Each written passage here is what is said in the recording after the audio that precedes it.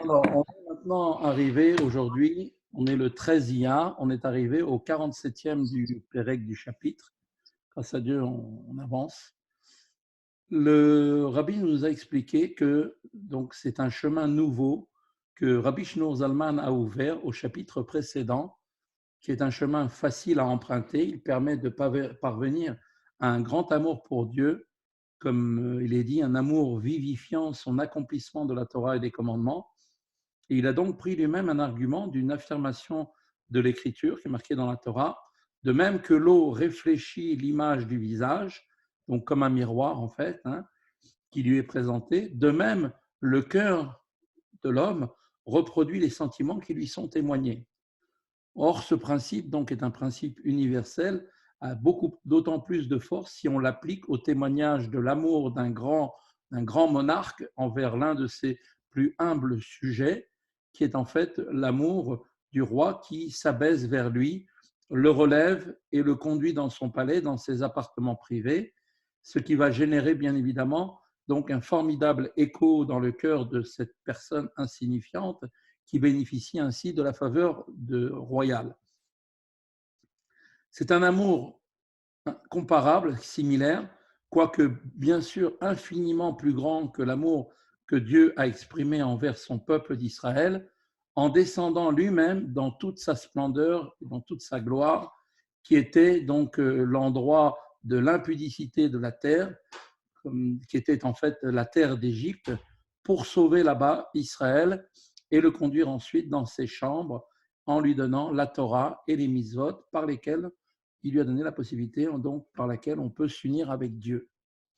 Rabbi Shneur Zalman maintenant a précisé donc le sens du mot Kideshanu que l'on dit dans chacune des bénédictions, qui nous a sanctifiés. Ça veut dire que dans chaque bénédiction précédant l'accomplissement d'une mitzvah, eh bien, le mot Kideshanu fait allusion aux Kiddushin, qui sont en fait les Kiddushin, c'est les liens du mariage qui unissent donc un époux, les époux en fait, et donc Kideshanu évoque aussi pas seulement cette notion d'union entre les époux, mais aussi elle évoque la dimension de sainteté, la sainteté divine.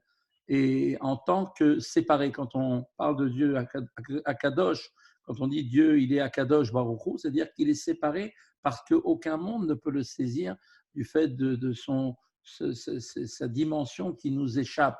Donc, il est comme séparé. Eh bien, malgré tout, Dieu nous a donné, quelque part, la possibilité aussi de pouvoir nous élever vers lui grâce à l'accomplissement des mitzvot et donc de faire que cette séparation n'en soit plus une pour nous. Et il nous a donné la force aussi, en accomplissant les mitzvot, de pouvoir nous élever jusqu'à être complètement séparés donc de toute autre forme d'existence dans ce monde. Il y a une question qui reste bien sûr inévitable.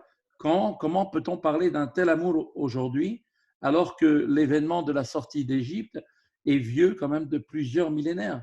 Donc alors à ça, le Tanya répond tout simplement que non seulement l'évocation en notre temps, en rappelant tous les jours, 2 fois par jour, au moment du Kriyat Shema, de rappeler donc ce qui s'est passé de sortie d'Égypte, mais qu'en même temps, en évoquant cela aujourd'hui à notre quotidien, eh bien, va susciter automatiquement un tel sentiment d'amour.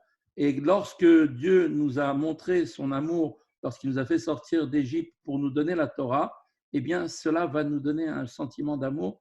Mais encore que la sortie d'Égypte, bien qu'elle n'existe pas de manière physique, elle continue d'exister dans sa dimension spirituelle, c'est-à-dire que la descente de Dieu vers Israël est un événement qui appartient au quotidien, au temps présent, c'est-à-dire qu'aujourd'hui encore, Dieu vient nous chercher dans l'endroit où nous nous trouvons spirituellement et il nous fait monter de cette Égypte, de nos limites, pour nous donner encore à nouveau la Torah. Et donc, c'est quelque chose qui doit être vécu de manière quotidienne. Et donc, c'est ce qui va donc automatiquement ramener vers nous, comme on a dit, comme l'eau reflète le visage qui se présente à elle, donc comme un miroir. Eh bien, l'amour que Dieu a pour nous est un amour continuel, chaque jour et dans chaque génération pour chacun d'entre nous. Et donc, la prise de conscience de cet amour va automatiquement susciter cet amour en réponse immédiatement. והנה בכל דור ודור ובכל יום ויום חייב אדם לראות עצמו כאילו הוא יצא היום ממצרים. Et donc, chacun, en chaque génération, eh bien, un homme est tenu de se considérer comme s'il était sorti lui-même ce jour, aujourd'hui même, d'Égypte. Ça, on voit, c'est une Mishnah dans Psachim. Cette phrase est une citation de la Mishnah de Psachim. Le Tanya ajoute ici les mots chaque jour. Pourquoi il rajoute ça? Eh bien, pour nous signifier que l'exode d'Égypte n'est pas uniquement un événement qui concerne simplement chaque génération, mais c'est aussi un événement spirituel qui doit faire partie au quotidien comme étant quelque chose qui intervient dans la vie de chacun d'entre nous. Chacun doit avoir conscience que la sortie d'Égypte est pour lui-même. Chacun doit prendre conscience. Et cela fait référence à la libération de l'âme divine de l'emprisonnement du corps qualifié de peau de serpent. Donc, le corps qui reçoit sa vitalité, comme on l'avait expliqué, de la Klipat Noga, et donc est une source d'exil et d'emprisonnement pour l'âme divine. Ainsi, donc, l'âme prenant conscience que Dieu vient la sortir de son exil, vient la tirer de sa prison, eh bien, cette âme se libère et donc de l'exil qui est imposé par le corps. Likalel beyichud or enso baruchu, pour qu'elle puisse ensuite être absorbée dans l'unité de la lumière infinie de Dieu, béni soit-il. Par quoi? Eh bien, al-yedé esek Torah va mitzvot bechlal, eh bien, en se consacrant à la Torah et au commandement en général. Au bifrat bekabalat malchut shamayim bechriat shema, et en particulier en acceptant donc de prendre sur soi le joug divin, c'est-à-dire la souveraineté du ciel, lors de la lecture du Kriyat Shema. Au moment où on fait le schéma, c'est à ça qu'on doit penser, d'accepter de prendre sur soi le joug divin. C'est-à-dire qu'à ce moment-là, on accepte et on attire sur soi l'unité de Dieu qui est expressément dit, comme on dit,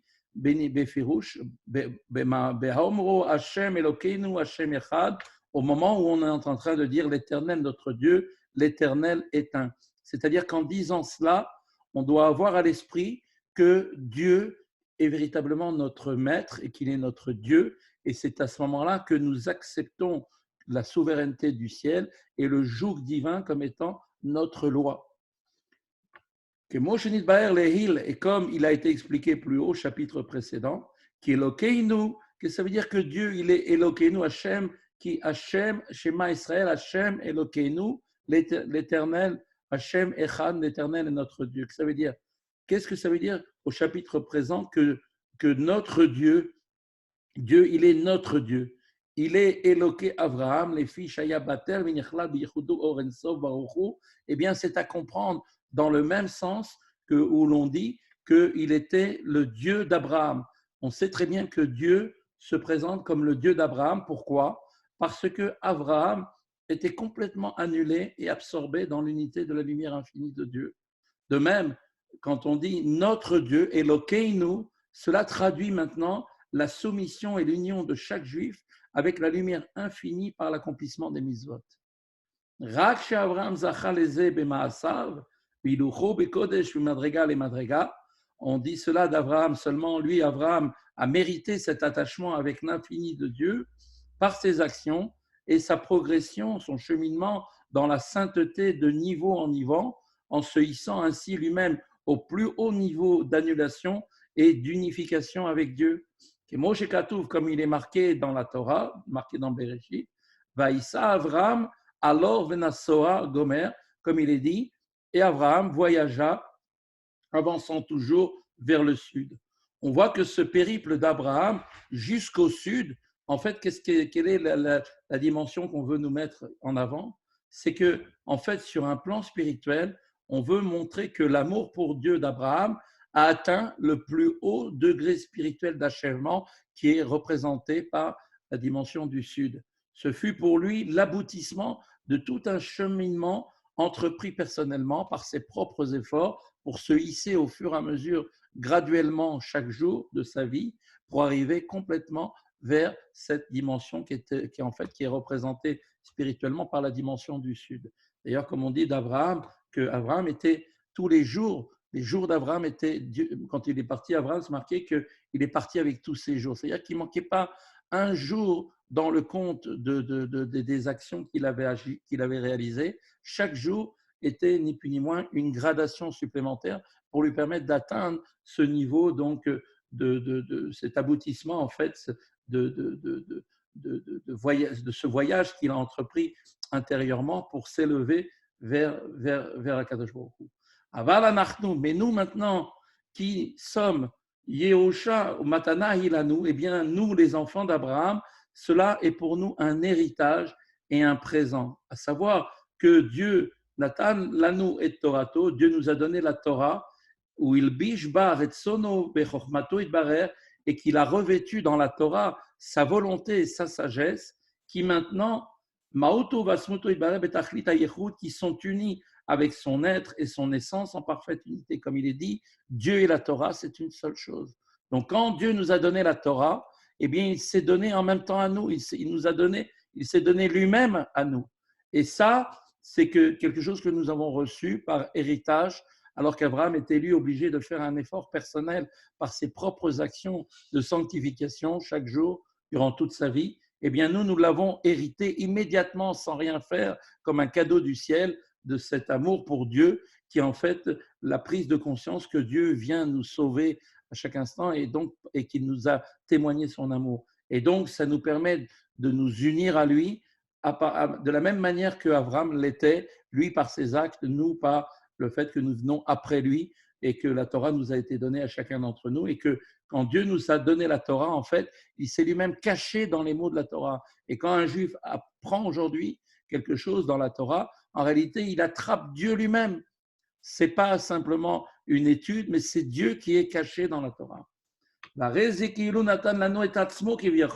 Et c'est comme si Dieu s'était donné lui-même à nous, si on peut dire.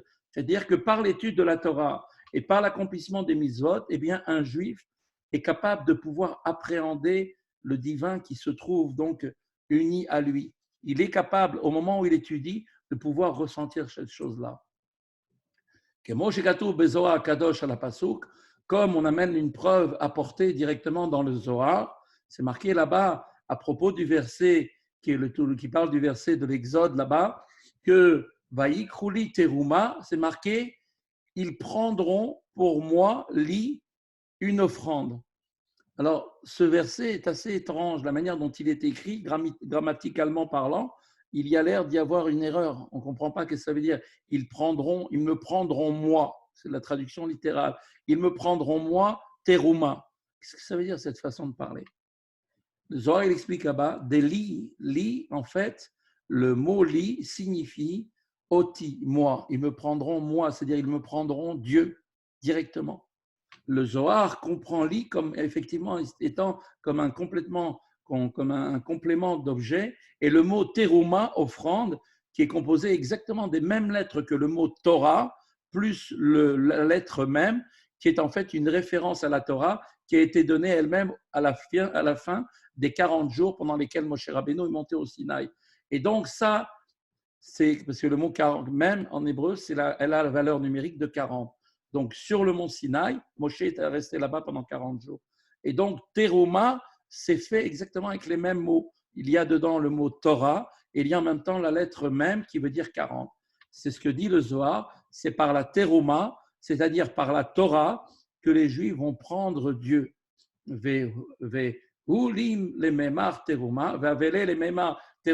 le texte aurait dû dire et une offrande avec la conjonction et dès lors que, selon l'interprétation du Zohar, on voit que le mot li renvoie à l'objet qui est Dieu et terouma au moyen, c'est-à-dire c'est par la terouma que vous allez prendre Dieu, la Torah aurait dû donc rajouter le et, d'accord, pour dire et avec la terouma, c'est comme ça que vous allez, par la Torah, vous allez à me saisir moi, Dieu. Et on voit que ce n'est pas marqué comme ça. Et la Mishum, des Kulachad, mais en vérité, parce que tout est un. C'est-à-dire que le verset veut ici nous montrer que, en vérité, Dieu et la Torah ne font qu'un. La conjonction et, si on avait mis et, aurait précisé un peu sous-entendu le contraire. Alors, comme Dieu et la Torah, c'est une même chose, c'est pour ça que c'est marqué vous me prendrez moi, Teruma. Qui est moi? C'est Teruma, c'est la Torah. Moi et la Teruma, c'est-à-dire moi et la Torah, c'est exactement la même chose.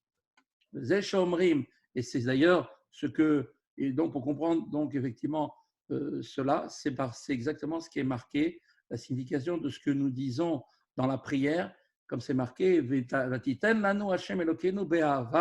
tu nous as donné, Éternel notre Dieu, avec amour. C'est-à-dire du fait que Dieu a un amour extrême pour le peuple juif d'Israël, le peuple d'Israël, il nous a fait un cadeau immense. Quel est ce cadeau? Il s'est donné lui-même à nous. Il est devenu notre Dieu, de sorte que nous puissions être unis à lui. Et donc, c'est ce que nous disons toujours dans nos prières. Nous disons, tu es notre Dieu. Pourquoi? Parce que tu t'es donné à nous. Car dans la lumière de ta face, tu nous as fait cadeau éternel, notre Dieu. Ça veut dire que tu t'es donné, tu nous as fait ce cadeau immense d'être à nous, de nous appartenir. Ou le zé, et c'est pour cela, dès lors que cette union du juif avec Dieu qui devient, comme on peut dire, son Dieu, n'est pas le résultat d'un travail, comme l'avait fait Abraham, mais qu'il s'agit, dans les termes même de la Torah, tel que la Torah le précise, d'un héritage et d'un présent, d'un cadeau. Elle est donc forcément, donc obligatoirement, cette union avec le juif est à la porte, avec Dieu, est à la portée de chacun, quel que soit le niveau spirituel dans lequel il se trouve. Tel est exactement, précisément, le caractère d'ailleurs d'un héritage. Vous savez que quelqu'un qui hérite, un enfant d'un jour, du fait qu'il est le fils d'un tel, eh bien, il hérite de lui. Ça ne dépend pas de la qualité de ce qu'il est, puisqu'il vient de naître. D'accord? Et pareil pour un cadeau, une fois qu'un cadeau n'est pas un salaire, c'est quelque chose qui est donné uniquement sans aucune raison. Donc la Torah est à la fois pour nous un héritage, c'est-à-dire qu'on l'a reçu immédiatement, on a reçu cela directement, l'union avec Dieu s'est faite de manière automatique, et en plus de cela, elle s'est faite aussi comme étant un cadeau. Et nous, non, pas de questions, s'il vous plaît, à la fin. Pas de questions. Ok. מונע לנו בדבקות הנפש בייחודו ואורו יתברך אל הרצון שאם אין אדם רוצה כלל חס ושלום לדבקה בו וכולי. Et il n'y a rien qui empêche pour nous maintenant l'attachement de l'âme à l'unité de Dieu et sa lumière, si ce n'est que uniquement notre volonté.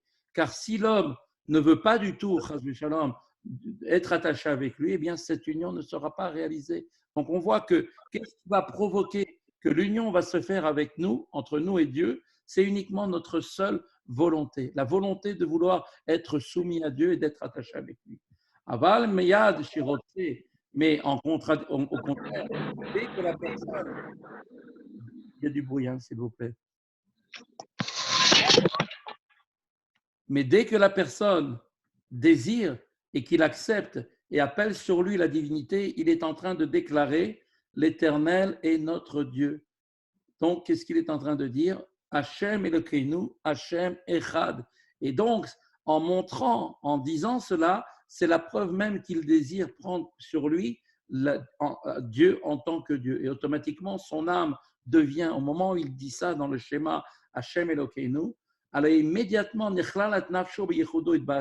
alors son âme devient entièrement absorbée dans l'unité de Dieu, ou comme c'est marqué, des ruach haïti, des ruach vemche ruach, car il est dit, l'esprit, c'est-à-dire l'éveil de l'homme, suscite un esprit, c'est-à-dire l'éveil d'en haut, et attire un esprit, c'est-à-dire de manière à ce que l'homme soit porté vers Dieu et attaché à lui. Et ceci est la véritable dimension de la sortie d'Égypte, c'est-à-dire qu'en acceptant le joug de la royauté de Dieu sur soi, eh bien, c'est l'expression même de la volonté d'être attaché à l'unité de Dieu, représente en fait l'idée, la même idée que de la sortie d'Égypte, par laquelle l'âme se trouve libérée de toutes les limites imposées par le corps, pour pouvoir être maintenant liés à Dieu. La reine Tiknu, Parashat Etziat Mitzrayim, Beshat Kriyat Shema Davka, et c'est pourquoi les Chachamim ont donc institué au temps de Ezra donc la lecture de la section qui est relative à l'exode de l'Égypte, la sortie d'Égypte, précisément à quel moment? Au moment de la lecture du schéma. D'accord? Beshat Kriyat Shema Davka. Bien que de dire, de mentionner la sortie d'Égypte est une misva à part entière, Velo mitzvot Kriyat Shema, et qu'elle n'appartient pas au commandement de la lecture du schéma, Kedeita Begmara ou Poskim, comme cela a été mentionné précisément dans le Talmud de Brachot et dans le Shulchan Aruch. Pourquoi donc les Chachamim ont-ils lié en fait ces deux obligations qui sont complètement distinctes l'une de l'autre en les mettant juste à côté les deux dans le dernière section du schéma, la troisième, qui commence par Vayomer, qui rappelle en fait la sortie d'Égypte aux deux premières sections du schéma qui ont un rapport avec la prise de conscience de prendre sur soi, d'accepter de sa propre volonté le joug divin. Quel rapport avec la sortie d'Égypte? Et là, pourquoi est-ce que les Chachamim les ont mis ensemble? C'est parce qu'en vérité, elles sont effectivement une seule et même chose.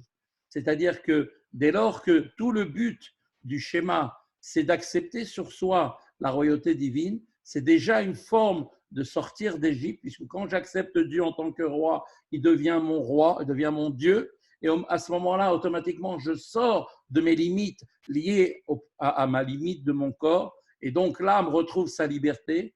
Et donc, la sortie d'Égypte elle-même, c'est aussi ça, c'est sortir de ses limites. Et donc, accepter au moment du schéma la royauté de Dieu, c'est une forme de sortie d'Égypte qui se fait pour chacun d'entre nous, par laquelle l'âme, à ce moment-là, échappe au lien du corps. Et donc, on voit bien qu'effectivement, ces deux sections sont bien liées. Le schéma, le Kriyat Shema, qui est en train donc de me faire prendre conscience, d'accepter sur moi le joug divin pour sortir justement du joug des contingences du monde, pour sortir de cet enchaînement du monde, je prends sur moi le joug divin, c'est-à-dire que je me place au niveau de Dieu qui devient mon Dieu. Et à ce moment-là, il me sort de mes limites. Et d'ailleurs, la preuve est que à la fin de la section, donc dans le schéma, la troisième section qui porte sur l'exode d'Égypte, comme il me marqué, c'est là-bas où on mentionne Yetziat Mitzrayim. On conclut comment? Ani Hashem Elokechem, je suis l'Éternel, votre Dieu, ce qui correspond exactement à ce qu'on a dit précédemment, c'est-à-dire que en sortant d'Égypte, eh bien, je suis maintenant, c'est ça qui fait que je suis votre Dieu. Ça veut dire maintenant, vous m'avez choisi par votre volonté, je deviens votre Dieu. Et donc, ça veut dire que c'est bien tout à fait pour chacun un événement quotidien. C'est pour ça que chacun d'entre nous doit le dire 2 fois par jour, une fois le matin dans le schéma du matin et une fois dans le schéma du soir. Et dès lors, à ce moment-là, que l'immense amour témoigné par Dieu à Israël au moment de la sortie d'Égypte, puisque comme on avait dit, c'est Dieu lui-même qui est venu nous chercher là-bas, eh bien, cela réveille notre amour, l'amour que Dieu a pour nous. Eh bien, cet amour-là doit déterminer en retour, un amour sans limite pour Dieu, comme on avait dit, comme l'eau renvoie le visage du visage, comme un miroir. Et de même, cette expérience donc quotidienne, qui est en fait une expérience spirituelle de chacun d'entre nous, eh bien, elle résulte, elle aussi, d'un amour que Dieu nous donne, Dieu qui est un amour incommensurable. Et donc, automatiquement, quand on va prendre conscience comment Dieu il nous aime d'une manière inouïe, incroyable, eh bien, automatiquement, ça va révéler en nous un écho, donc en rapport avec cela, dans le cœur de chacun d'entre nous. Voilà. Voilà, je reprends ma question, si vous